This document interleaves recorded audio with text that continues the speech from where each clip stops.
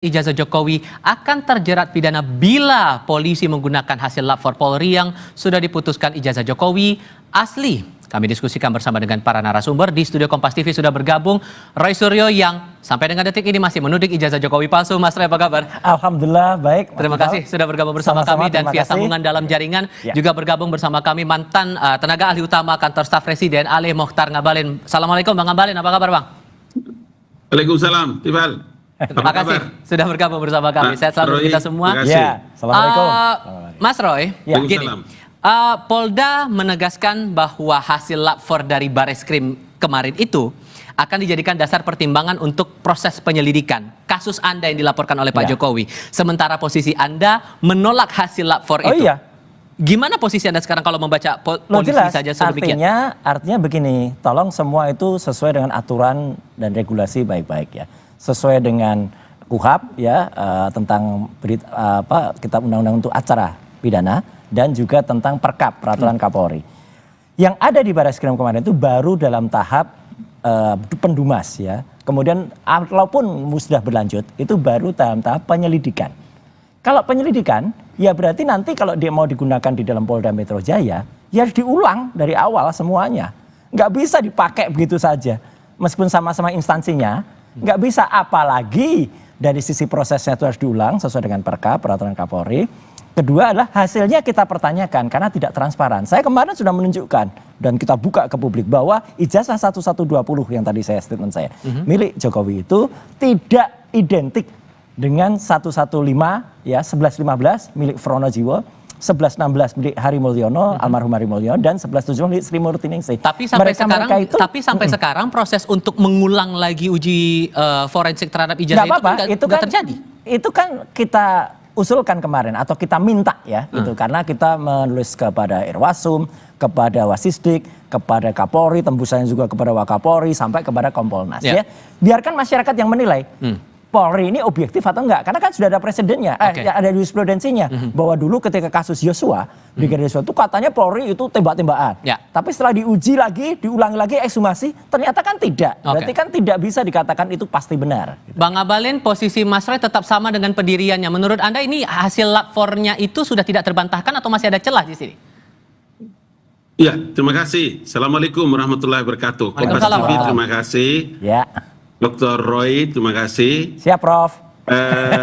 Semua rakyat Indonesia tahu bahwa laboratorium forensik itu adalah institusi dan fasilitas yang melakukan pemeriksaan atas bukti fisik dari satu peristiwa pidana. Itu dulu.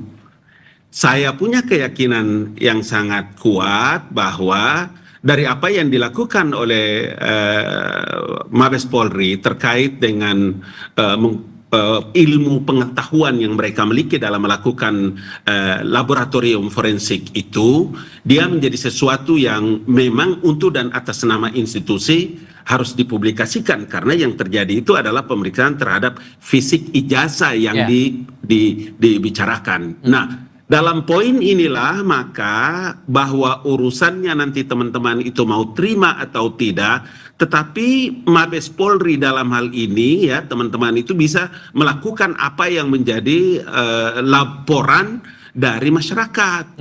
Kalau ini yang menjadi pegangan, maka kemudian sekarang kan diumumkan oleh Mabes Polri terkait dengan hasil uji labor. Makanya istilahnya uji laboratorium forensik. Karena apa? Menyangkut fisik dari peristiwa pidana itu. Sehingga menurut Anda tidak akan mungkin bisa diulang lagi pengujian itu? Tentu saja bahwa ada mekanisme, ada regulasi yang mengatur terkait mengenai ijazah ini. Apakah itu terkait dengan peraturan keputusan Kapolri-nya sendiri, ataukah peraturan yang mengatur tentang laboratoriumnya? Saya percaya bahwa polisi itu sangat profesional, karena dia bukan institusi abal-abal, bukan? Itu kan institusi negara. Jadi saya kira dalam posisi inilah saya kemudian Dr. Roy Suryo, Kompas TV punya tanggung jawab untuk memberikan edukasi kepada masyarakat terhadap proses-proses yang sedang berjalan. Jangan juga nanti kita itu membuat masyarakat tidak punya percaya kepada institusi negara. Menurut saya itu tidak terlalu bagus dalam kehidupan demokrasi. Sekarang kan prosesnya nih Mas Roy, Anda di Mapolda itu sedang proses penyelidikan, ditambah lagi polisi menyebutkan penyelidikannya saya belum loh.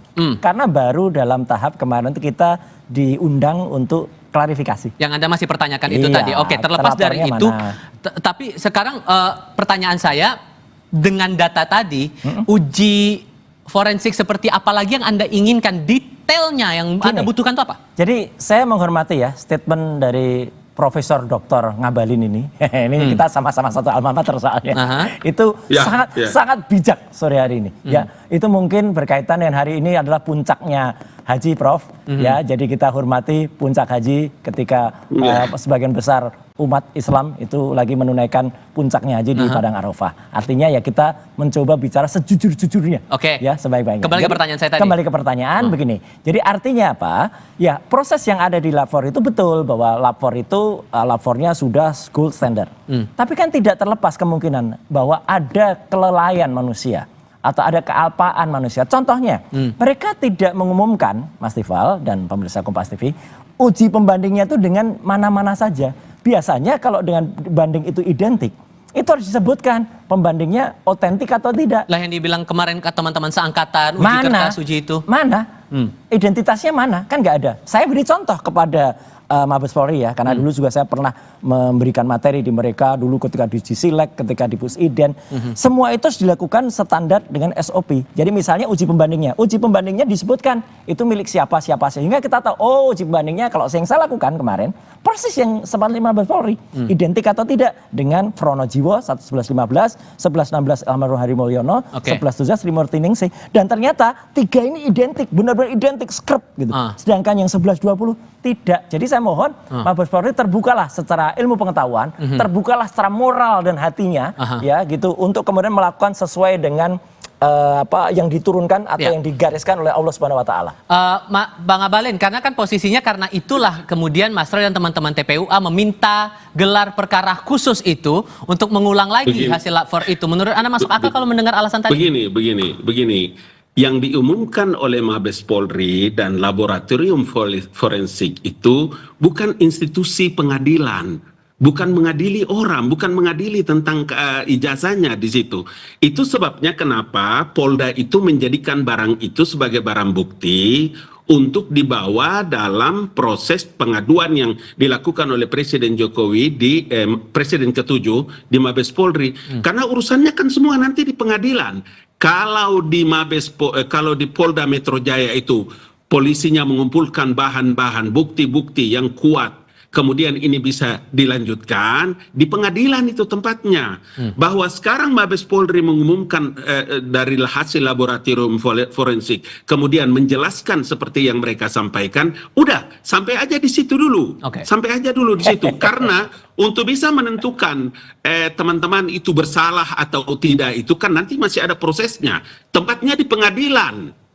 Iya kan, itu logika yang harus dibangun untuk masyarakat itu mengerti tentang proses ini sedang berjalan. Karena kita tidak bisa ngotot-ngototan. Republik ini kan ada regulasi yang mengatur untuk orang bisa mengerti terhadap satu perkara. Gitu loh. Satu hal lagi untuk masing-masing, singkat saja. Ucapan Anda di podcast kemudian unggahan-unggahan di media sosial itu juga jadi bahan pertimbangan bagi polisi di Mapolda atas laporan itu. Menurut Anda? Ya nggak apa-apa, terserah jadi bahan pertimbangan. Satu lagi mumpung sah-sah saja menurut Anda kalau dipakai. ketemu senior saya Pak Ngabalin ya gitu. Pak Ngabalin, ini mumpung hari yang baik. Saya ketuk hati Anda ya. Adakah bersedia bersaksi di bawah Al-Qur'an bahwa tuduhan Anda saya menerima dana besar itu benar atau tidak? Saya berani bersumpah di bawah Al-Quran bahwa itu tidak benar sama sekali. Itu bohong, Bang Ngabalin. Oke, Bang Ngabalin, responnya gimana tuh? Nanti putar ulang semua podcastnya, kemudian dengar baik-baik, pakai hati, pakai pikiran dengan teduh, bahwa proses tuduhan terhadap Jokowi 10 tahun dengan ijazah palsu itu, berapa biaya yang digunakan? Itu dana besar kan, Mas? Karena itulah begitu. Begini. dengar dulu, dengar. Ini hal Tadi yang Mas suci Roy loh Bang Abalin. Mas Roy ngomong, saya dengar, jadi kalau saya Siap. dengar, saya ngomong Anda dengar. Siap. Karena itu saya bilang, hanya urusan ijazah palsu 10 tahun, berapa biayanya itu? Banyak kan? Karena itulah yang saya bilang supaya, saya pikir nanti Kompas buat satu forum khusus, kita ngomong tentang materi ini ya. Biar kita perjelas satu persatu. Kita tunggu bawa Al-Quran Bang Abalin. Oke, baiklah, terima kasih semuanya. Oke, Bang Abalin Bang Abalin terima kasih, Mas Roy terima kasih sudah bergabung bersama kami di diskusi kali ini. Selamat sore semuanya, assalamualaikum. Waalaikumsalam. Warahmatullahi wabarakatuh. Dan laporan lain akan hadir sebentar lagi seputar